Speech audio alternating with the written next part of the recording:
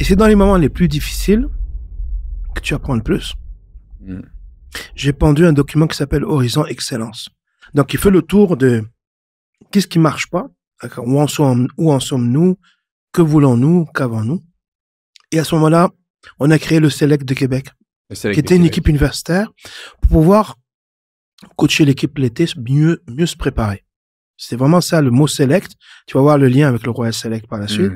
Alors, on crée le Select, on s'entraîne l'été, on fait des matchs amicaux. Et là, les joueurs me disent, coach, c'est bien beau, c'est bien faire des matchs amicaux, mais on veut avoir de la compétition. On s'est inscrit dans la Ligue régionale, on finit premier. À l'époque, il y avait une deuxième division en Ligue Élite, 3, on finit premier. Ensuite, on monte en première division. Quand on arrive en première division, la fédération nous dit, OK, maintenant... Un an après ta saison difficile à l'Université Laval, c'est ça? C'est en 2003, je pense. 2003, exactement. Donc, un an après... Exactement. J'ai mis vraiment ce plan-là à exécution. Michel Fischer était avec moi. Mon capitaine sur lequel je me suis reposé, c'est Michel Malanga, quelqu'un qui a fait énormément de bien à la région de Québec. Il a joué jusqu'à 43 ans. Mon capitaine avec le Rouge et Or. Wow. Et il travaille avec moi à Beauport depuis 2006. Donc, ce plan-là, on le met vraiment en application.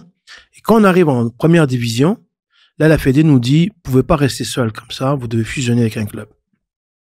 Tu verras finalement avec Beauport, c'est une histoire, c'est un destin, là. C'est incroyable, tu comprendras un peu plus tard.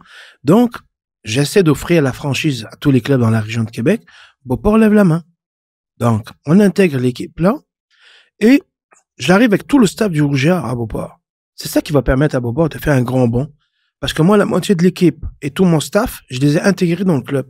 Ils ont tous coaché ou eu des responsabilités techniques. Et à ce moment-là, bah là, on commence à avoir du succès. Donc, le Royal Select, c'est quoi? C'est que le conseil d'administration du Royal, qui a toujours été visionnaire, me dit, bah, Samir, ce qu'on va faire, le mot Select, on va le mettre pour toutes les équipes d'élite, les équipes 3. D'où le nom du Royal Select de Beauport. Intéressant. Et bon, parlons-en peut-être un peu du Select, parce que tu m'amènes à un point qui est quand même intéressant ici. Tu arrives en 2003 et je pense que tout est très, très lié entre l'Université Laval et le Royal Select Beauport, littéralement l'association que tu diriges depuis plusieurs années maintenant. Aujourd'hui, vous êtes un des clubs qui a eu le plus de succès dans la province de Québec. Corrige-moi si je me trompe, je pense que vous avez une dizaine de clubs 3 à l'intérieur même de l'association au moment où on se parle. On a commencé avec un club en 2006 qui était l'équipe senior. Et en 2020, parce qu'il y a deux réformes majeures, vite, Antoine, pour l'histoire, il y a deux réformes majeures dans le soccer québécois. La première a été initiée par Soccer Québec, à l'époque ça s'appelait la Fédération de soccer du Québec, en 2008, qui était la mise en place de la structure de club. Qu'est-ce que ça veut dire? Ça veut dire engagement d'un directeur technique à temps plein et une directrice générale ou un directeur général à temps plein. Entre 2006 et 2020, c'est la première réforme. On est monté d'une équipe 3 pour d'arriver à 11 équipes 3 pour devenir le plus gros club. La deuxième réforme a été initiée par Soccer Canada en 2020, le fameux projet de reconnaissance de club, qui est une sorte de, si vous voulez, de certification des clubs au pays. Il y a plusieurs niveaux. Il y a la licence nationale, provinciale, régionale, puis soccer de qualité. Et nous faisons partie des 13 clubs sur 240 à avoir la certification de statut national. Wow. Voilà. C'était pas ça ton arrivée, là. Pardon? C'était pas ça ton arrivée, là. En 2003, en 2004 à Beauport, non, on est très, très loin de ça. Non, mais le club de Beauport, même quand j'étais avec les Caravelles, le club de Beauport a toujours été un club avant-gardiste pour deux raisons. Leur conseil d'administration a toujours été visionnaire. Puis, le berceau du soccer féminin a commencé à Beauport parce que la première fille qui a été en équipe nationale était à Beauport. C'est Marie-Claude Dion, que j'ai coaché avec Elder à l'époque, à l'Université Laval.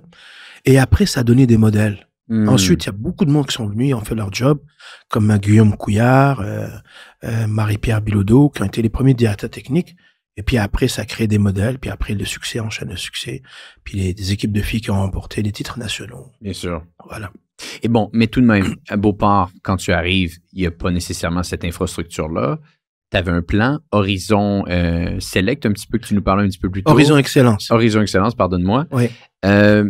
Ce plan-là, tu as ton club, le Select Québec, que tu amènes finalement à Beauport, qui devient le Royal Select Beauport. À partir de là, quel est ton rôle dans l'association en général? Parce que là, je pense que tu es capable de mettre beaucoup de choses en place. Tu le mentionnes, une dizaine de clubs 3. Vous êtes reconnus comme dans les meilleurs clubs au Canada. Est-ce que tu as un plan? Est-ce que tu explique ce plan-là au conseil d'administration à Beauport et comment tout ça se met en place? Franchement, il n'y avait pas de plan par rapport à Beauport que celui de structurer le club. Et si tu le structures très bien, ben, le succès... Comment on structure un club? Ben, moi, je pense qu'avec le recul, je réalise que la matière la plus importante, là, c'est les ressources humaines. Il faut être bien entouré. Il faut même être entouré de gens plus forts que toi dans certains domaines pour avoir une complémentarité et avoir un travail d'équipe. Le succès, c'est bien s'entourer. Et aussi respecter les gens. Donc, moi, je me considère comme étant quelqu'un de bienveillant. J'aime bien voir le meilleur chez l'autre et j'essaie d'avoir des passionnés.